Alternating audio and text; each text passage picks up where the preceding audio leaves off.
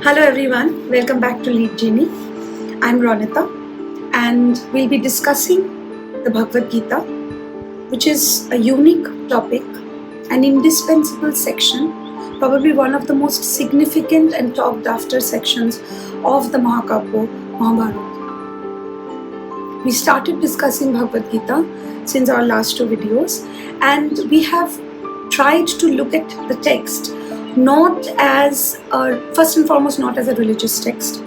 Secondly, not essentially as a text which is part of a larger discourse which recently has been interpreted from certain extremist rightist perspectives too. We are trying to look at the Bhagavad Gita, most importantly, first and foremost, as an exemplary piece of ancient Indian literature.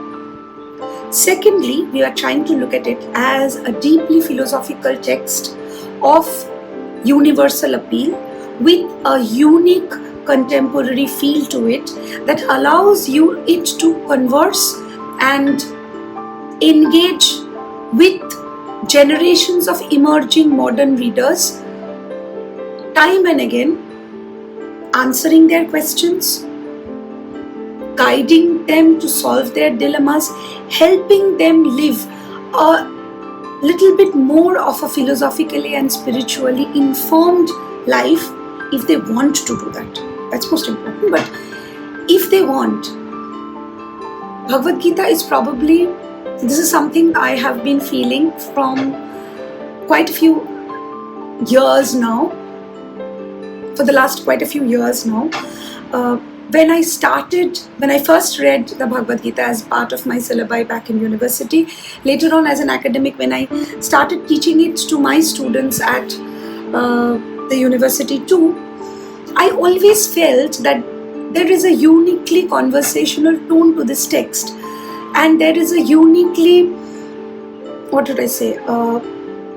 logical edge to this text that makes you forget that this is an ancient text coming to you from thousands of years ago, but like a self-help book, like a handbook to an easier life, like a handbook to all the questions that you're looking for an answer when it comes to making choices, taking decisions, deciding right from wrong, convincing yourself whether the action you took, the move you made, whether you are at peace with it or not, or whether it is creating a particular kind of ripple within you and you do not really have an answer to bring yourself to a calm state of mind once again.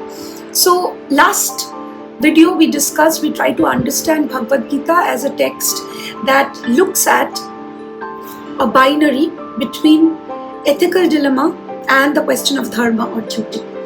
What we'll be doing in today's discussion is we will be looking at the second most significant binary in the Bhagavad Gita, which is this question involving the issue of free will as contrasted to the issue of determinism. Right? So that's the next most important category we are going to discuss as far as the attributes of the Bhagavad Gita is concerned, which is free will versus determinism. Now, before I get to the core of that point, what I did was I jotted down a couple of questions which I tend to have to this text. Say for example, if I'm reading this text as part of the Mahabharata, that drives me towards a different kind of interpretation. But if I read this text as a philosophy that is speaking to me in 2025, of course, the lived realities which are a part of my life, the way in which culture, politics, ideologies, belief systems hold true to me today, coming from that place, when I come to this text, it ceases to be a religious text. It ceases to become more of a, you could say, if that is what would make more relevant sense, is more of a Siri or an Alexa, enlightened by thousands of years of philosophical insight, sitting there waiting for me to ask a question, and soon there's a very, very intriguing, logically footed answer that comes back to me, which is essentially not prescriptive, which is not constantly telling me what to do, but what it does is it opens up avenues for me to choose. If I'm asking the Bhagavad Gita question about a situation, about a choice that I'm finding hard to decide upon, it opens up a world of discussion for me where it doesn't tell me what to do, or it doesn't essentially prescribe me with any one single outcome, but it opens up an avenue of discussions, all with open ends, where I am free to choose what I can or might do. Well, so holding on to that thought, let me just take you through these questions I had in mind. See if they reverberate with you. See if any of them echo with you in a way to have an observation of your own. Or see if these questions are intriguing enough to think of, to make you think of the Bhagavad Gita as a text that can help you answer your own questions also. So the first question that I want to ask here is, does the Bhagavad Gita truly support free will? Or is it ultimately a text that affirms divine transformation or divine determinism, meaning the fact that there is a cosmic design somewhere and it is finally how all things are going to happen? Think of it. We were discussing that situation right before the Kurukshetra war began, where Arjun was feeling down. He was actually standing at a crossroad between which way to go, what to do, to listen to the call of duty or to stand by what his ethical morality was telling him. So think of that situation from the question that I just raised, which is, does the Bhagavad Gita truly support free will, or is it ultimately a text that affirms divine determinism? Now think of it. Is Arjuna really free to choose, or is Krishna subtly steering him towards a predetermined outcome? Well, we don't have to come up necessarily with an answer right now, but hold on to that thought. The next question is, to what extent do the gunas, sattva, rajas, tamas, limit human freedom in the Gita? Now, before we engage and try to understand this question deeply, we first need to understand what the gunas are. In case you don't know, the gunas are, according to the ancient scriptural knowledge, sattva, rajas and tamas were deducted to be the three distinctive tendencies inherent in human personality.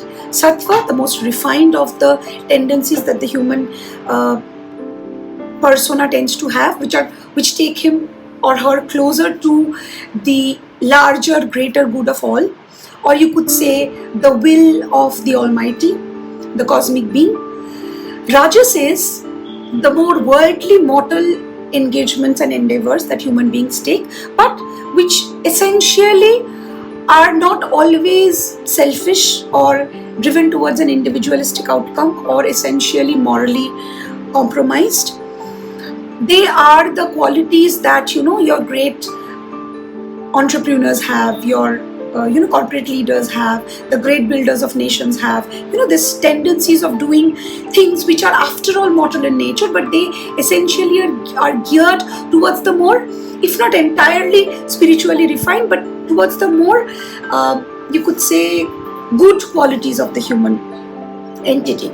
And finally, tamas refers to the most, what would you say, inferior,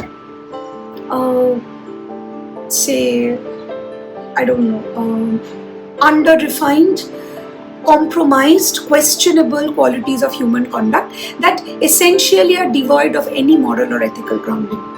And according to the ancient scriptures, according to the ancient Indian philosophical insights, these are qualities that most of us have, all three of them. But it is the cosmic design that determines which of your qualities takes the backseat and which gets to rule your overall conduct.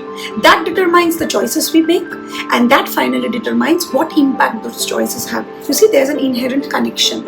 Okay, so sattva, tamas, rajas and tamas. So the question is, to what extent do these gunas limit human freedom in the Gita?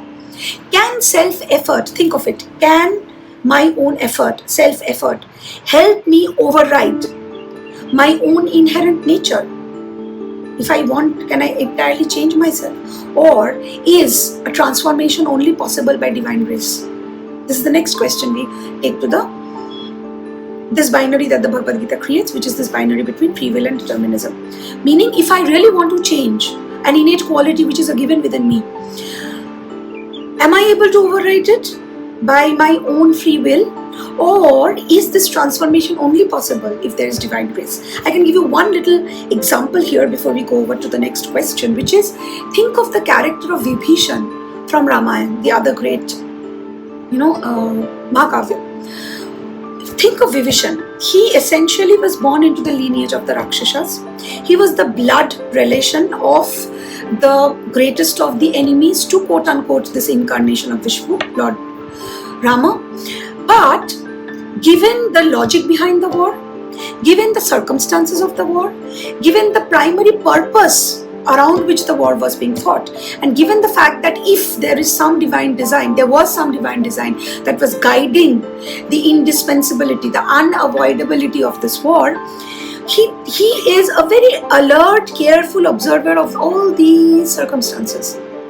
And then he makes a choice to act in a way which takes him away from what was essentially expected of him to do, taking his life on a different course altogether. Of course, history chose to write him a particular way. There are cultural interpretations associated with this personality which essentially put him under a lot of negative light. But think of it, if it was not for the kindness shown by Lord Rama to Vibhishan when he comes and takes a refuge with him, or if it wasn't for as great personalities like Hanuman, Lakshman, Jambuvan, the great thinkers and philosophers that they were, the great personalities that they were, if they were not, the association that Vibhishan came into, do you think he would have been able to hold on to this shift of place, shift of subjectivity, shift of association that he had opted for? We don't know, maybe. Hold on to that question. Now coming on to the third question that I have in mind, which is, how does Krishna's concept of duty reconcile with the idea of personal autonomy in modern ethical frameworks? Think of us today. We prefer to think of ourselves as free, liberated individuals with claim to our own choices, claim to our own errors, claim to our own misjudgments, in a way where we do not feel anyone else is entitled to have anything to say or do with the way in which we choose to function. Right? Now the question is, if this is the driving motto of the modern man's existence, question is, does it reconcile with Krishna's concept of duty, where he talks from a perspective where it almost is like a premonition that comes to us that whatever you want to do, finally there's a preordained path that is designated to you, and no matter whatever you do, you come back to that path. This sort of, isn't it that it rings a bell with you, this particular point, if you think of Sophocles' Oedipus Rex, the other great play, the greatest of the Greek tragedies, where this very concise little play shows us that no matter how much Oedipus has been trying, thanks to all the oracles that has come his way, since the day he has known that this is what he's destined to do, he has tried everything within his capacities, every weapon within his arsenal, to redirect his path towards a destiny that will not be as hapless as what has been announced to be his future. But we as the audience sit there, drowning in pity and fear, as Aristotle says, which is the purgation of emotions, the basic premise upon which the entire logic of catharsis and tragedy stands. We sit there drowning in pity and fear that no matter how much, with what amount of authentic, honest effort this man tries, every step he takes, it takes him back towards that predetermined destiny that he is entitled to, or he has been subjected to. So that is somewhere related to the third question we are asking to the text. And then finally, the fourth and most significant question according to me is, can the Gita's model of constrained agency, where you essentially exercise your control over, you might be free to do a lot of things, but you constantly remind yourself, I might be free to do them, but the question is, am I allowed to do that right now, or should I do it right now? Is that going to be the right thing to do now? Is it going to be okay to react like that now? That sense of constraint that comes, that voice that comes from within yourself, constantly giving you those speed breakers. So can the Gita's model of constrained agency be aligned with current scientific understanding of behavioral conditioning? Meaning, are we rediscovering ancient insights through modern neuroscience? Think of these questions. Well, now if we go back to this point once again, we were trying to understand free will versus determinism in the Mahabharata, right? And we essentially posed certain very, very significant questions according to our own contemporary reality, which we can take to this text to understand this particular quality of the text. Now think of it. The Gita suggests a balance between free will and divine determinism, that there is some great cosmic presence out there who is constantly dictating us, who has already put a design into place and has set things into motion, and we are all going round and round according to that divine plan. The blueprint is set. So the Gita suggests a balance between free will and divine determinism. Krishna asserts that while individuals have the ability to choose, their actions are influenced by, we already talked about it, our gunas. We are free to choose what to do, but what we finally choose is dictated by that quality of our being, which is the thriving quality. Think of a situation. Somebody has broken your trust. There are so many things in which you can react. First and foremost, the most spontaneous reaction that comes to us is revenge. Avenging our own cause. You have broken my trust, in return I should give it back to you. To some people, rarely, a second choice might also emerge is, you've broken my trust, you've hurt me dearly, I'm never going to be friends with you anymore. You have lost that very important, significant place you had in my life. But I will also try to stop for a moment and think, was I in any way responsible to what just happened to me? Was there something that I did unknowingly, not being alert enough, taking you for granted, which made you behave in such a way? And to even fewer people, a third option might dawn, which is, you hurt me, you had to hurt. I was supposed to receive this hurt. Question is, do I choose to take this hurt as a wound, or do I choose to take this as wisdom, learning? And accordingly I react. I let you go, I do not react. Because as they say, the greatest reaction is no reaction.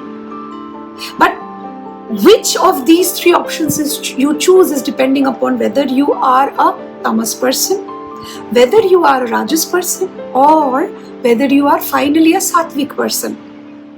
Understood? So, now coming to modern philosophy. Again, going back to that same point once again, I just missed a little bit there. Now, so our actions are influenced by our gunas, that's right. But then there is also a cosmic order in place, which is Leela.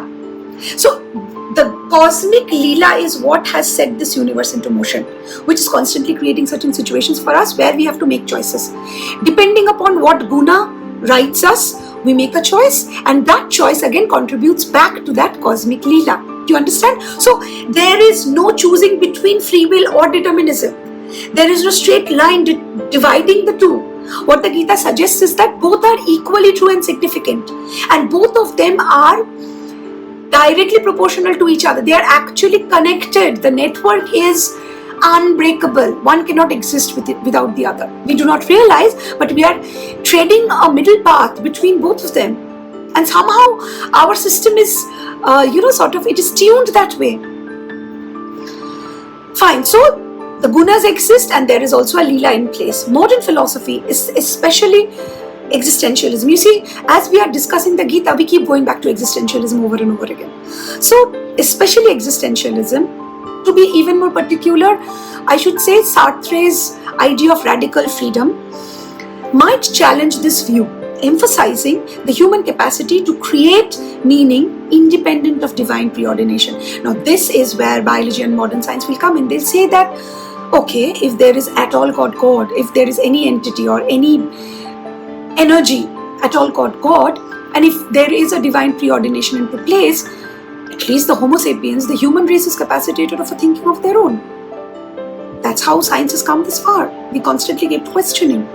We constantly kept asking if night and day is the last of what we know of the universe, or if we go and find out that no, there is nothing called night and day. There are just heavenly bodies going round and round around each other, one obstructing light for the other and hence creating the night and the day. So if we ask question from the scientific perspective, what that question takes us is human beings are capacitated for asking questions on their own. In fact, the only species which has that capacity to exercise cognizance and perception of information, right? So that question is a very valid one. The question being, existentialism might challenge this view, emphasizing the human capacity to create meaning independent of divine preordination. However, contemporary neuroscience, this study of how our synapses and nerves function, in what ways do information travel, what kind of triggers from the outside world lead to what kind of realizations of thought or thought processes within us. So, contemporary neuroscience, which suggests that human choices are influenced by biology and conditioning, echoes the Gita's nuanced view of constrained agency. Well, so I hope this discussion made some sense to you. It's a very interesting way of thinking. In fact, lifts off a lot of pressure and baggage of yourself, if you think of it that way, to think that yes, I have to choose. There is no way out for me but to keep choosing and going on. But at the same time, I am not the only one who is responsible for all that's happening to me. There is a given. The only thing that I'm responsible for is, as long as I exist within that given, how do I choose to exist? That's it. That lifts quite a lot of burden. Heartbreak had to come my way. Question is, how do I deal with that heartbreak? That's my free will. Determinism is, this individual will go through certain circumstances, destined to go through certain circumstances. People around them are supposed to behave in such a way that it will result in a particular kind of disillusionment, which quote unquote they will call heartbreak. What I can do is, that was supposed to come. I cannot run away from that experience. But what I can do is, again, as I repeat myself, do I choose to take it as a wound? Or do I choose to learn from it? Walk away from this situation victorious, carrying away some wisdom with me. That's a free will I exercise.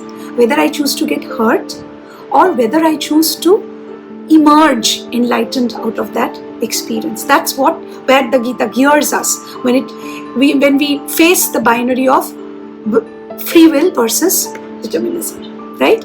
So thank you so much. That's all that I had to say today. But I'm really thankful to all of you for all the insightful comments and encouraging discussions you people had initiated with the last video. Thanks to all the comments you left back. Please continue to do that. Share with your observations with me. Share your questions with me. If you have any points to share, if you have any discussions to trigger, or if you want me to discuss any particular aspect of the Gita which you think will interest you, please leave those comments for me to take ahead from there and try to make Lead Genie as engaging and exciting for you as it is for me. So thank you so much, everyone. See you until the next video, and keep commenting and keep sharing and subscribing to the channel. Thank you so much.